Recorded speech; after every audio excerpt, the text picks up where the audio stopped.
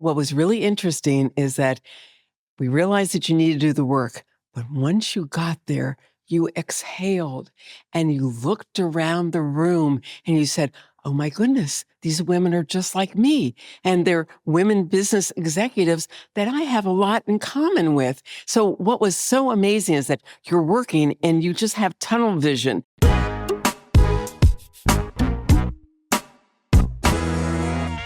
This is Inspiring Women. I'm Lori McGraw. I am here with the founding members of Women Business Leaders that was founded by the Lynn Shapiro Snyder.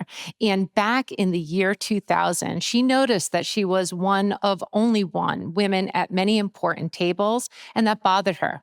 She made 60 cold calls to other powerful women that she noticed were out there in healthcare. And she asked them, what if we started to bring each other together? And there the idea for Women Business Leaders was formed. I'm here with Jeannine Rivet. I'm here with Carrie Valiant and Marcia Nusgart, and they are the founding members of WBL. Women, thank you for being on Inspiring Women. Thank you for having us. We are so excited for this conversation. It is going to be accurate. You know why? Because Lynn makes us be accurate. She's a stickler in this way. But maybe if we can just go back to that year 2000, the first meeting in 2001, what were you doing then? What were you doing now? Jeannine? Great. Thank you, Lori. And thank you, Lynn, for what you started. I was CEO of United Healthcare at the time in 2000 and 2001. And it was definitely a cold call. I did not know Lynn. And when she said Epstein-Becker, I thought, are we in trouble? But I thought, no, I'll learn a little bit more about what's going on here. But it was a cold call, and she did indeed have an organized discussion with me. Carrie, what about you? So I was doing exactly what I'm doing now, which is being down the hall from Lynn, practicing health law, and just doing my fraud and abuse thing, partner, DC law firm. And Lynn had this idea, which was wonderful, which was just wonderful. And here we are today. And Marcia? I've known Lynn for many years, both on a professional level as well as a personal level. And she knew me through my work in being the CEO of the Alliance of Wound Care Stakeholders. And we also collaborated on an Alliance for HCPCS coding reform. And there we go. There we go. Doing that. I am very lucky and still doing that in this area. So Lynn, what were you doing then, and what are you doing now?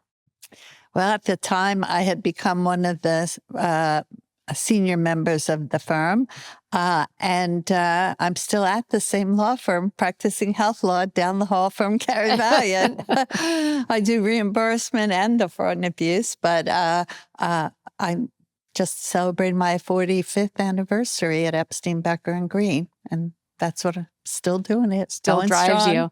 Lynn, just take us back. Take us back to the year 2000. It's hard to believe that was 25 years ago, but take us back to where this idea came from. And that's a lot of effort that you put into something. And it's hard to imagine that this didn't exist, but Women Business Leaders is the most prominent organization for senior executive women in health and care. That is a fact, but you created it. What was the idea? Well, thank you for the comment. So in the year 2000, a group of the leadership of the Epstein-Becker health law practice went off-site to a hotel room to talk about, well, do we have the right lawyers or do we have the right offices? And I said, well, the women are taking over the healthcare industry. I was the only women lawyer in the meeting. There was a woman staff person, but all the rest of them were my wonderful male colleagues. And Steve Epstein, to his credit, said, I think you're right. What are their needs? What do they need to do? And I said, I'm going to go find a place where I feel comfortable to see if they have the same needs I have, which is to get together and know each other. And I went to all these different women's groups. It took a while, and nothing resonated with me. Either the women were only from the hospital industry, or it was senior women, but they were not from the healthcare industry. And I just took a pause button for a second. I had just had a bar mitzvah of my middle child. I said, oh, I could throw a party once a year. We'll get together. I have a hotel. I have a photographer. I know the DJ. And we were just going to have a party. And then as I was planning this, I said, well, it's a lot of work. And we had an advisor come in to check on what I was doing. I think Steve Epstein was a little nervous, like, what is she doing down there? And she said, if you're going to make all that effort, why don't you incorporate a 501c3? There may be companies that want to support this. It sounds like a good idea. And so I created a database of a lot of names, and I narrowed it down to about 60. I wanted different sectors. So I had, for example, EDS from the IT side. I had United Health Group from the payer side. I had Pfizer from the life science side, all different sectors. And I had the hospital, and I created a speech. I wrote it down. And in those days, you wanted to get past the secretaries who would answer the phones. Mm-hmm. So I chose after 5 o'clock. I said my voice, I left a voicemail message when we used to pay attention to voicemail. Right. And it was like between December 15th and December 20th when maybe I would hit them live. And I reached out to about 60, about 40 said, what a great idea. And about 30 something showed up.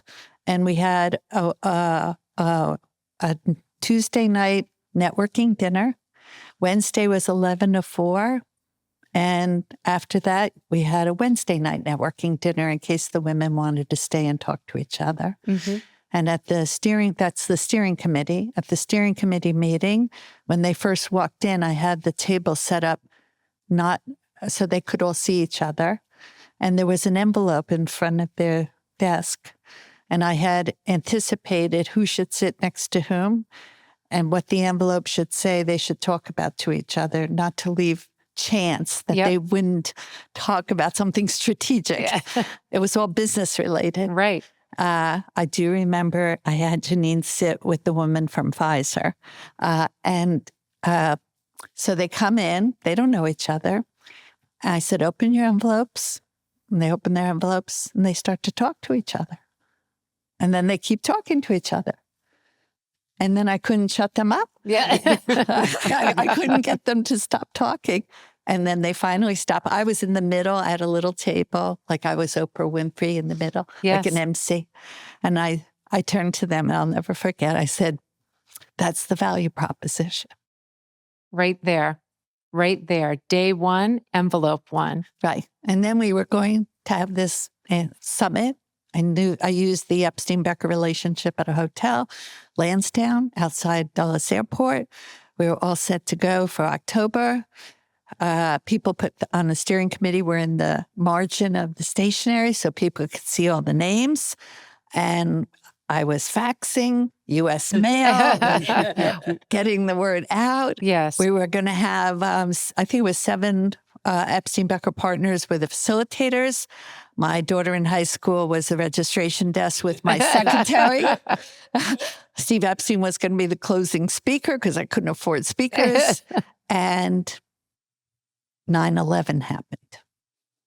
And I was on the hook for a hotel contract personally. Mm-hmm. Mm-hmm. And I was so grateful to the Hotel Lansdowne to allow us to move the summit until the airplanes were flying at National Airport again, because National closed for a long time. Mm-hmm. Dulles reopened quickly, but not National I didn't know Airport. that piece of it. I didn't know about that time frame. Yeah. And so it was to our greatest fortune that it became March. Mm-hmm. And so March was the right time to do it. Mm-hmm. The last quarter of the year is not a good time to have these types of meetings. You know, the new year starts, people have their plans, they need a little break before they get into second quarter. It's just the right time of the year for us to invest in ourselves. And it's Women's History Month. So it also happens to be that.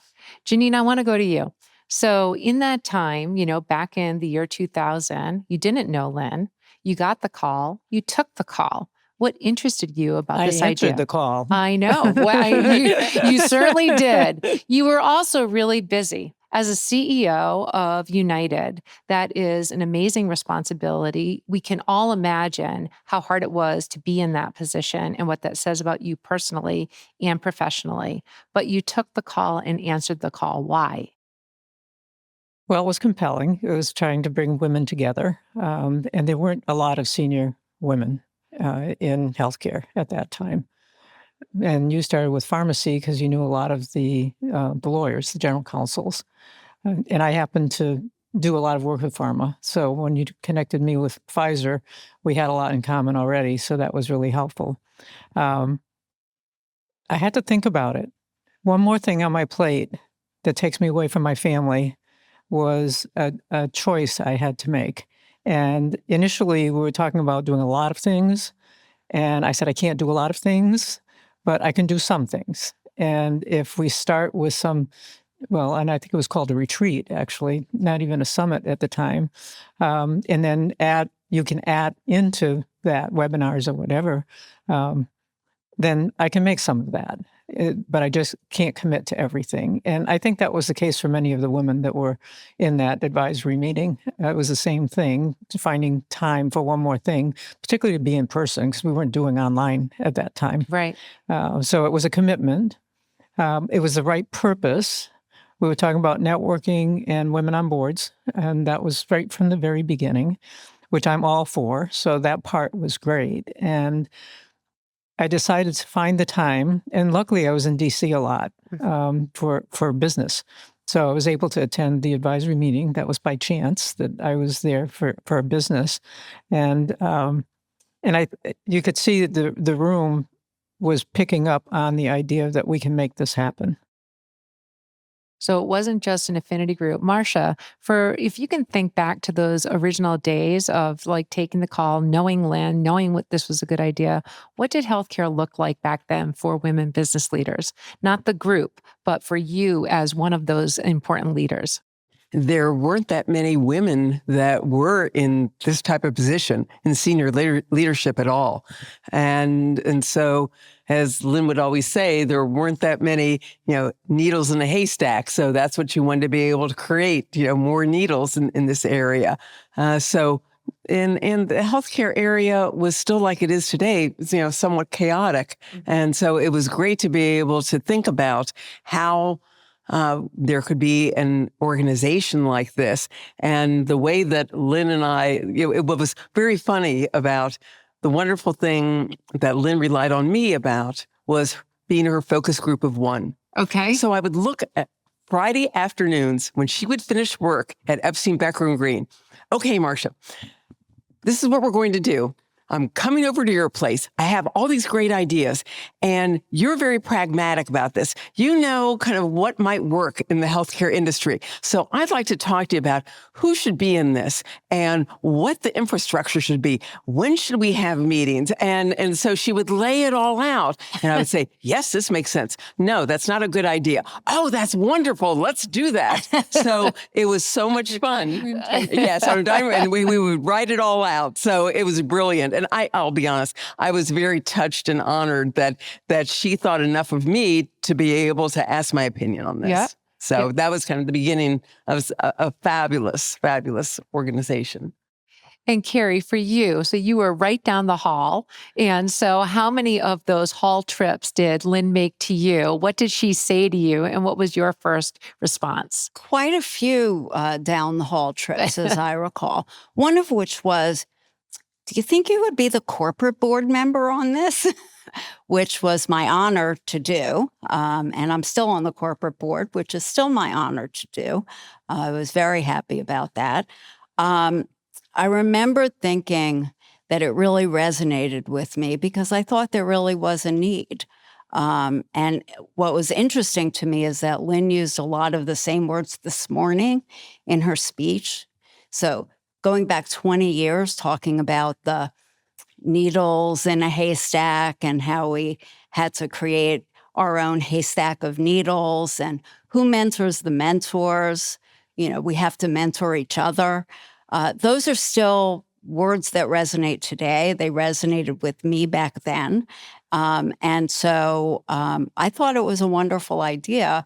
But also I was thrilled at the receptivity that you got when you kept coming down and saying, I got another phone call back. This one said yes. Jeannine said yes. She was so happy. So I think, what was it, 3 phone calls or something? Yeah, something like that. Hard to get. But so worth it.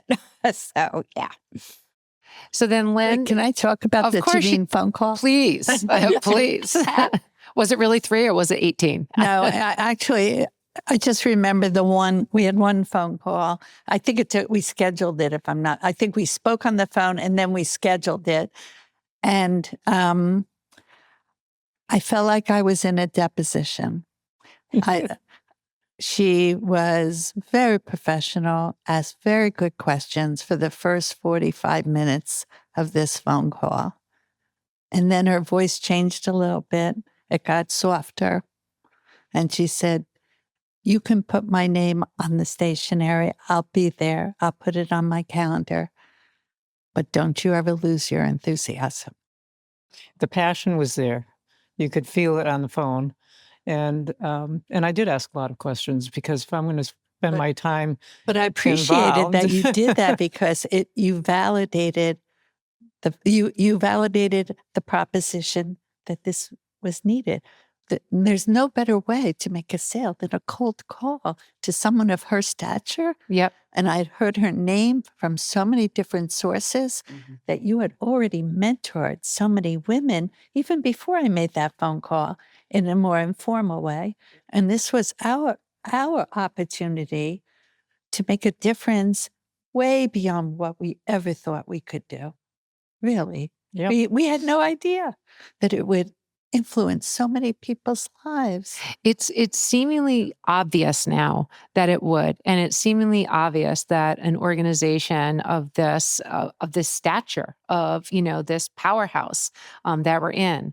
But I imagine it was a little bit daunting to have made those calls, to have the 40 yeses that they'll be there. So, Lynn, can you go back to that original planning for the summit? And obviously, it was postponed till March. But as you were about to head in to summit number 1, which was called a retreat, what were you thinking? What were you thinking then? Well, I was very confident that we had great content. There's a professor, linguist, Deborah Tannen from Georgetown University, and I fell in love with her book about men and women in the workplace. And I couldn't afford her to be a speaker. But I found out for nonprofits, she would give you a VCR. So it's a tape in case people don't know what a VCR is. We remember, Lynn. We remember what a VCR is. We all know what the flashing light means. So, a cartridge. And I had the support of my firm. We had the women partners, even from the employment practice, not just the health practice. I had a training session for them, and we were going to break up into small groups. We had about 70 people there, and we were going to talk about, like, how come we made it? What's different? So we watched this video in the little breakouts. We had 7 copies of it. And then we asked everybody to come back into the plenary session to say, what were some of the ideas? I had a whiteboard. And we were going to come up with the 10 best practices for women in business, which we did. We got, this word is like that, this one is like that. We got it down to 10. And then we spent another couple of hours talking about the ranking of what should be first, what should be second. Number 1 is learn how to self-promote. Mm-hmm. It's very hard for women to promote themselves, all the way down to number 10, which is know your communication style, is who your audience is. You're not allowed to have your own style until much later in your career. When you're a minority, in an environment, you have to really cater to how the majority wants to be spoken to. And for many of us, we remember not only how we spoke, but how we dressed. Mm-hmm. At the first summit, many of the women had my Coach bag, which was a black leather briefcase. Yep. That it shouldn't even look like a pocketbook. and a whole bunch of us had stay-at-home spouses, which, was very unusual Yes. back then. And we were able to have camaraderie around what that was like, because it's different when you're the sole breadwinner than when there's two breadwinners. So it was just a wonderful experience. I will tell you, on the way back after the whole summit was over, the retreat was over, my daughter, she played women's ice hockey in high school. And she looked at me. She saw all these other Lynn Snyders. And it's on the way home. She said to me, "Mommy, I get it. They're your hockey teammates for life." And I shared that years ago in one of my speeches. And I think that says it all. Marcia, as one of those hockey teammates for life, which you are. I'm very proud of it. I'll be on her team anytime. So I'm wondering if you could talk about being there at the beginning on this retreat. One of the things that's always impressed me about women business leaders as a member, one of the things I get out of this community is been focused on the camaraderie and support of each other as women executives, but it's also always been focused on the business and the important work that we do in all of our professions. So as you were doing that focus group of one, how did you bring that into the conversation, the formation of WBL? Well, Lynn would always bring her ideas over to me, and then I would be the one saying practically, did this make sense or that didn't make sense? But what was interesting, Lori, was at the summit, when I would talk to a number of the women that were there, they were like, "Oh my gosh, I can't believe I made time for this. I have so much work to do." And blah, blah, blah. I said, what was really interesting is that we realized that you need to do the work, but once you got there, you exhaled and you looked around the room and you said, "Oh my goodness, these women are just like me. And they're women business executives that I have a lot in common with." So what was so amazing is that you're working and you just have tunnel vision. And for instance, if you were a manufacturer, business entity, you only were working with other business entities, you really never had the pleasure to meet Jeannine Rivet and any of the payers or the providers or the service providers. And this is a way to be able to expand your network. And you were able to meet with so many of them. And they not only became business, I could just say professionally, you would work with them, but also friends. And I can say even to this day, I look forward to coming to the summit and seeing so many of these women that I can really call friends as well as, business partners. Yes. So. And so, Carrie, just having been a corporate board member for all of this time and having many trips down the hall from Lynn for all the ideas of how WBL has changed over the years, what are some of the sayings that have resonated? I mean, WBL, it seems like the original ideas are the same foundational ideas for WBL today. What are the ones that stick out to you the most? So the ones that I had talked about earlier, definitely. But, some of the things for me personally, I've always felt that when you walk into the WBL room, there's magic in the room. And I like looking at first timers when they come in. And you see them start off a little tentatively. A lot of them are a little bit intimidated, right? Because there's a lot of powerful women in the room.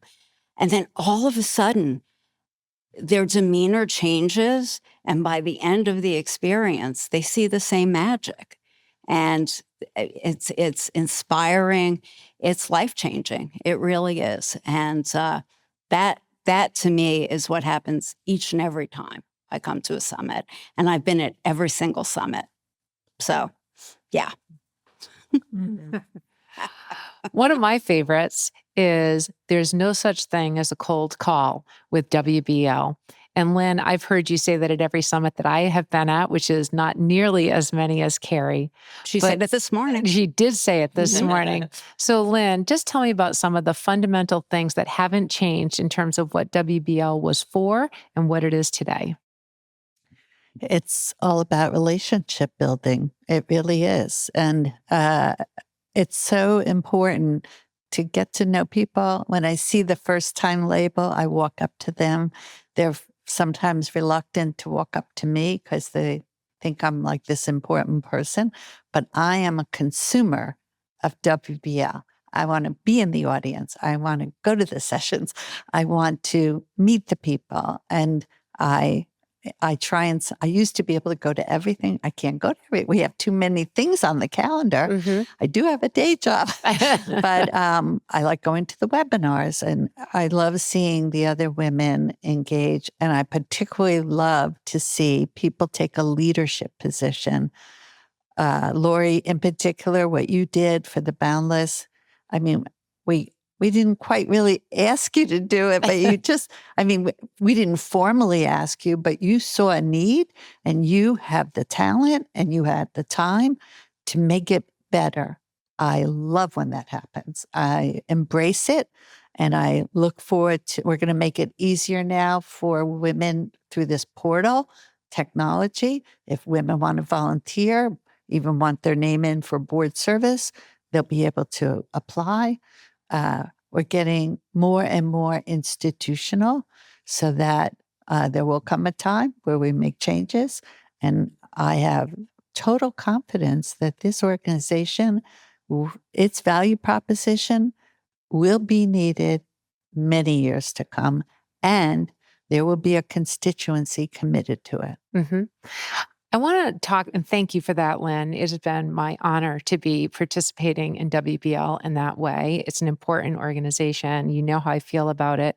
Jeannine, you answered the call and you were so senior when you did it, and you have contributed to many people's success, many women you've mentored over many years. Can you just talk about, in terms of the WBL that you created when you were with this group of women and the WBL that is today? How has it changed? Bigger. I think that's the first thing that comes to mind, because a lot of it, all the values and the purpose and the mission are the same, except they've expanded. We get smarter and better at every summit.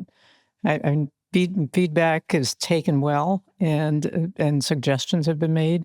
So I think I always say this is the best, but I'll say that again next year because it'll be better. The mentoring is, yes, I have done that for many years. But I remember inviting Lynn and Eleanor, actually. I did a wine and cheese event at United, inviting a lot of the United senior or soon-to-be senior women. And then the people that I knew in the community. We didn't do a lot of business, even though we headquartered in Minnesota at that time. But I called people that I knew and I told them to invite women that they knew. And so we had about 80 or 90 people. And it was an opportunity for them to hear about WBL. And that was the beginning of creating a Minnesota chapter. And many of those women have been mentored or now are mentoring because they're senior women in WBL. Many of them are here today. Yes. And they start the summit at the airport before they even get on the plane. That's what they told me. The summit starts the moment they see each other at the gate before they get on the plane. We had a row of WBLs on the plane, 4 of us. Oh, amazing. Amazing. It's hard not to recognize in this year, 2025, that we've seen the progress of women in leadership at the highest levels progress for many years, but we're in a moment in time in 2025. And the progress for women in leadership is slowing and in some places reversing. I'd love for each of you to comment on this moment that we're in and the importance of WBL today. Marcia, would you care to start? As Lynn said, that there will always be a need for WBL. And as Jeannine mentioned, that We have 270 women at the summit, whereas we started with maybe 75. So how wonderful is that? And the lessons that you learn at the summit and the relationships that you make at the summit are extremely, extremely important. And those are something that you will always need. And if it wasn't for WBL, there were so many things that I'm able to do in my business that because of the relationships that I made, at WBL. If I might able to talk about some of those. You may. That would be wonderful to hear. Well, quite frankly, I was able to create a wound care evidence summit. And with that, I wouldn't have been able to do that if I hadn't been able to have relationships with people that really I needed to be able to have medical directors, payers as being the speakers. Mm-hmm. I didn't know any of them, but some of the women that I met at WBL, that's who they were, or that's who they knew. So those were my calls, and they said, we're happy to be able to help you. So they called all these people, and they were able to be, my speakers for that and organized it. And that was amazing.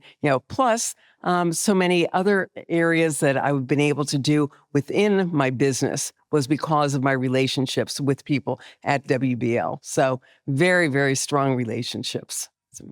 Carrie, can you just talk about the moment we're in? Yeah, challenging times indeed. I think that from a WBL perspective, there's never been more of a reason for WBL. The value proposition still holds.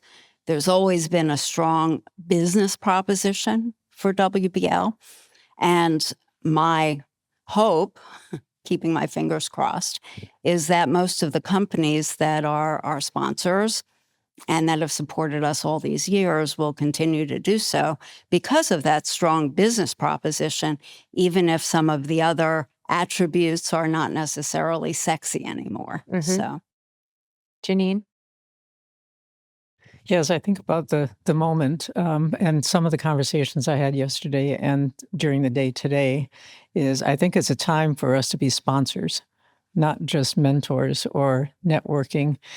I think every woman in the room should take the opportunity to build up and lift up other women in their own organizations. And I think we're doing that for some of the people who do cold calls to me, mm-hmm. and helping them focus on how they can move up the ladder and support them from a distance. But I do think it's the time for us to step up and really think about formally being intentional about who are the up-and-coming women in our organizations and help them see that and be comfortable with taking next steps. And I think this is the perfect group to do that. 100%. Lynn? I forgot the question. The question is the moment we're in, the importance of WBL today. So I know that there are health policy issues and women's issues and women's health issues that are really front and center. And we are a platform that allows the women to share their ideas with each other and to find the advocacy groups or the organizations that they may want to get involved with if they feel passionately about some of these issues. And I'm grateful that we have the platform for them to share those ideas so that those organizations can be stronger. And those people may never have connected with those organizations, but for WBL. It's my view that the time for WBL has never been more important than today. I joined this organization several years ago. I came to WBL because of a woman executive that I hired who said we needed to sponsor WBL. It was the best decision that I ever had the opportunity to make. I didn't make it. I was told to do it. And I did it. I did it. And it has been a critically important organization to me. And I think for so many women executives who are out there who, if they're not challenged already, there'll be new challenges. It's critical. I'm going to close out this Inspiring Women conversation with the founders of WBL, and I'm going to ask every one of you to answer this question. What has WBL meant to you as a founder, as a business leader, and in your life? Jeannine, could you start? So from a personal perspective, the networking has been useful for me and useful, I think, for the people who I could help connect with others in the right time, in the right place. It's a giving back opportunity, which is since my career has been long and very eclectic. It's an opportunity for me to actually help almost everybody in the room, to be honest with you. And it's been fun to share through the years, but also to get to know so many people and to see the younger generation coming up in more numbers every year has been phenomenal to watch. It's still inspiring. The passion is still there. It's a refuge for many women. They do take a deep breath when they walk in the door. That's absolutely right. And it's that is meaningful to help support women for many reasons that we've already discussed. But it's pride. I think we're at the point that we can say this is a success story, and it's only going to get better. Marcia?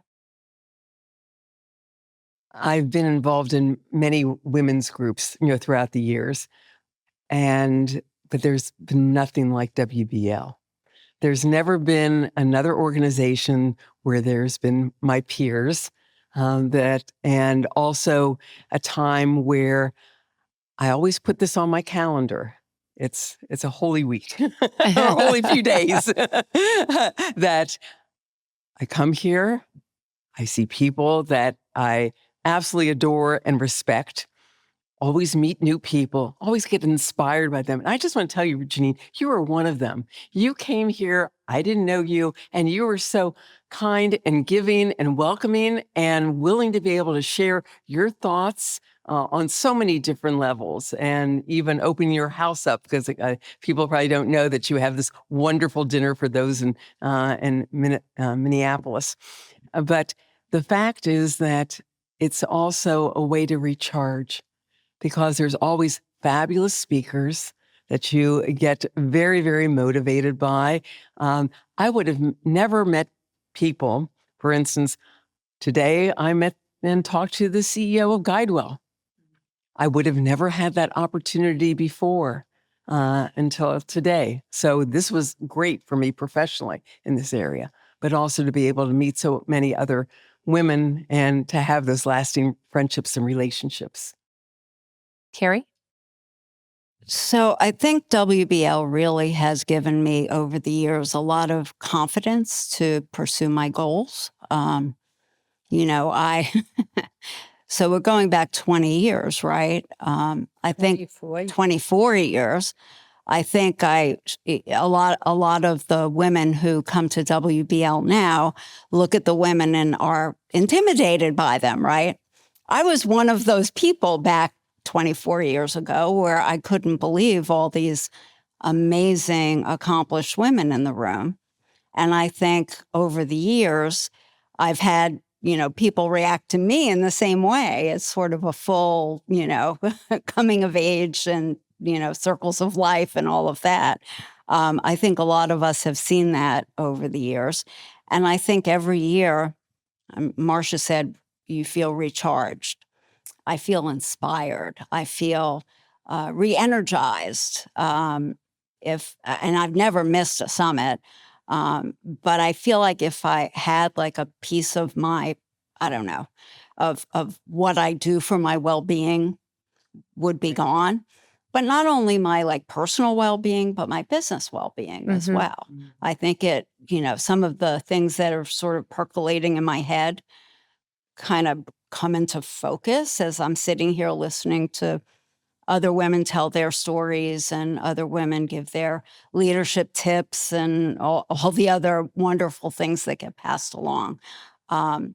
I think, in the early days, we were very much about self-improvement, and now we're a little more about improving healthcare. But I think the culture underlying all that is very much the same.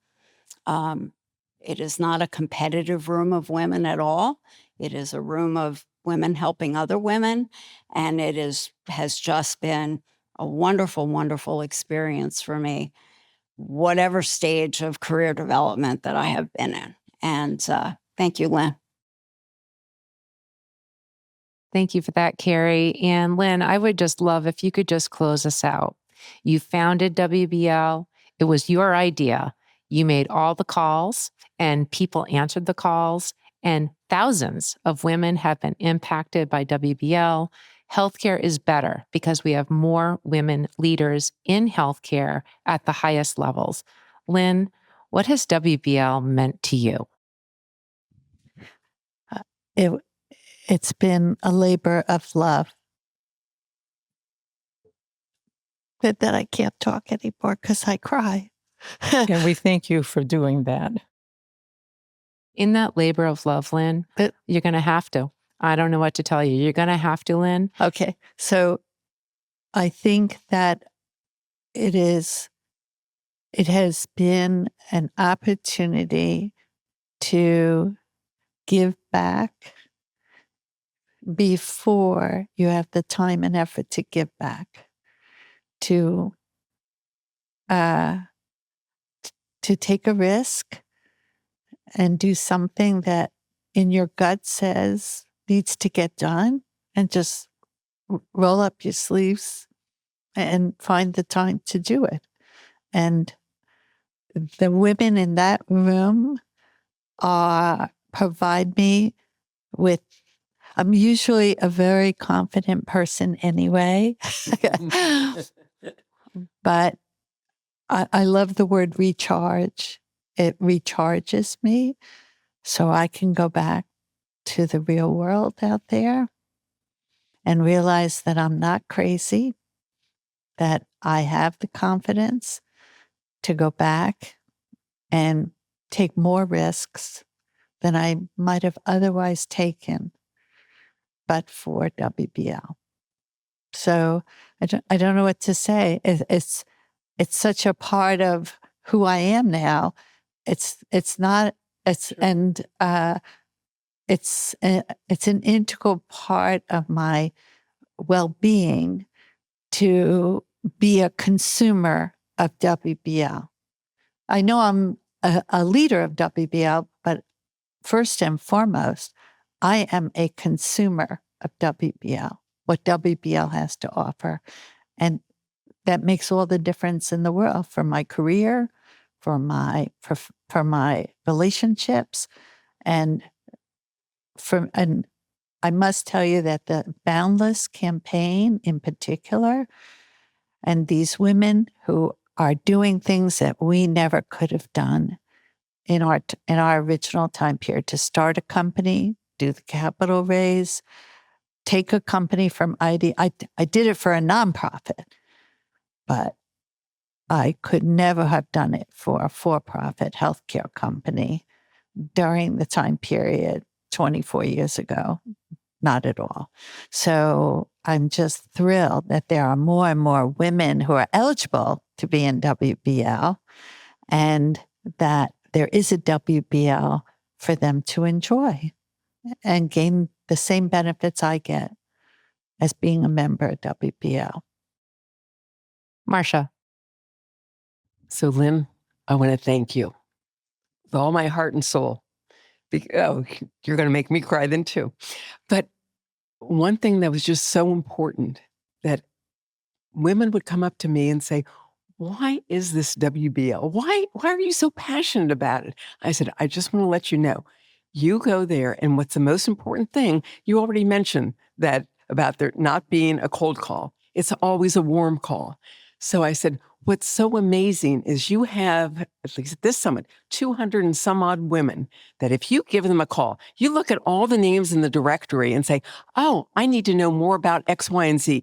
If you call this person is, I'll say obligated, but they know it's like that secret code. You're a WBL member. So you want to call them back because of the fact that you know the commitment that they made to be able to be a member of WBL, attend the summit, and you've just changed so many people's lives, Lynn. And she is so modest.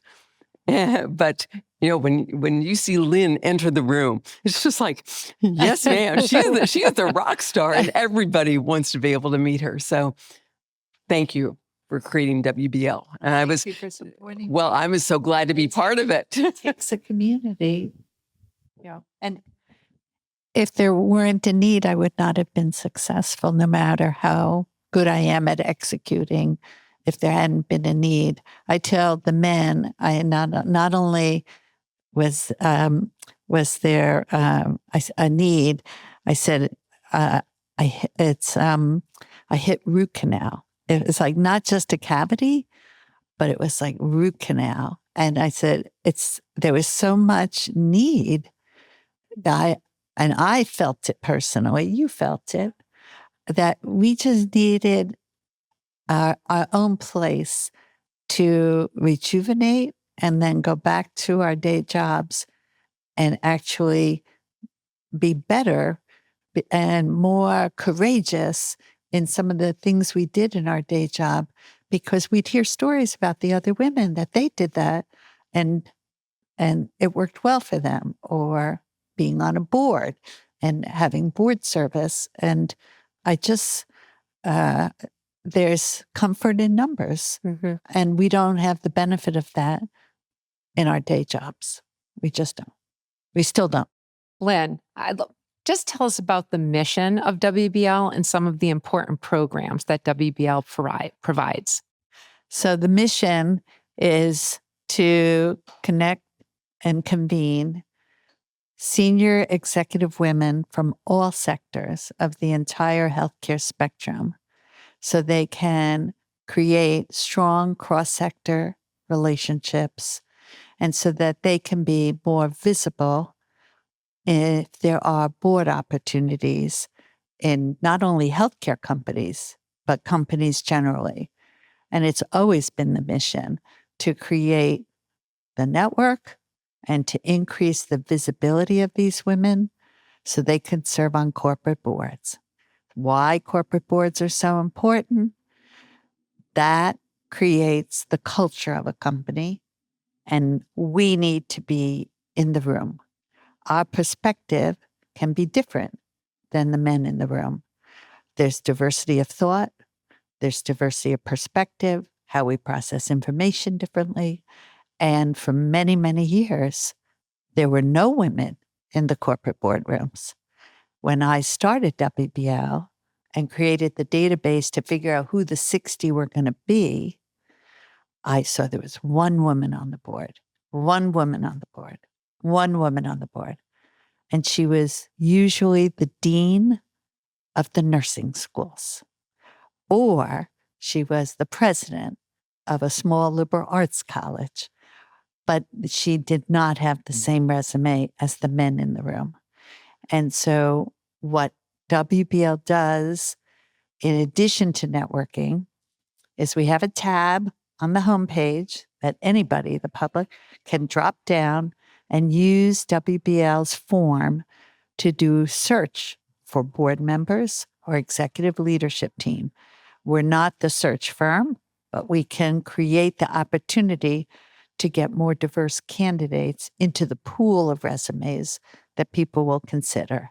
But most importantly, we mentor the women on how to ask, because women have to ask to be on boards. It has to make it known to the men who are in the boardrooms that this is a career objective. And very often, once you tell the men that that's one of your objectives, they'll have, I call it the light bulb moment, where they say, you would be great. But since we don't look like what's in the room, it doesn't naturally happen that they would think of us in that capacity. And that's one of my famous workarounds, which is not to be confrontational. You just want to be effective. Mm-hmm. Can I say something? So you also asked what I was able to get out of WBL. Well, I was able to get 2 WBL women onto my board. for the Alliance of Wound Care Stakeholders because Perfect. I said to Lynn, okay, these are the qualifications. This is what my needs are. And she goes, go look on our website, go look and see. And sure enough, there were two absolutely outstanding women. There were many, but two fit the bill at that point in time. So I was very thrilled that they were able to serve on our board. And we also have this wonderful board program too, to be able to educate women to be able to be on, corporate boards. So kudos to Lynn on that. I'm a graduate of that program, and it was extraordinarily helpful for me to get onto my first board to have that next to my name. I've appreciated that. I just want to thank Carrie Valiant for her board service at WBL because Carrie has been a rock to me, somebody I can lean on. She's always been very good with things like compensation. We have staff. There are certain issues that have come up to run the business side of WBL. Her judgment I've always appreciated. We've been together 41 years. We just had our 41st anniversary together. And you want someone on the board who's familiar with you, but is also willing to challenge you. And when Carrie wants to tell me something I don't want to hear, she knows how to send that message to me pretty well. And usually with one hand on the hip. I need to talk to you. She always has one hand. So, but I really think I couldn't have done it without each of these women playing such a critical role in the early days, but continuing to play a critical role as my personal board of directors to help me do the right thing when it comes to the WBL Foundation. And I can't thank them enough for being there for me. We're part of your hockey team. The hockey team. The hockey team. Hockey teammates for life. And that is why it is so important that we have WBL today. This has been an amazing, inspiring women conversation. Marcia, Carrie, Jeannine, and the Lynn Shapiro Snyder. I want to thank you all for your work to found, create WBL, this community. It's amazing what you've done for women, for executives, for healthcare is amazing. Thank you so very, very much. Thank you. Thank you. Thank you, Lori.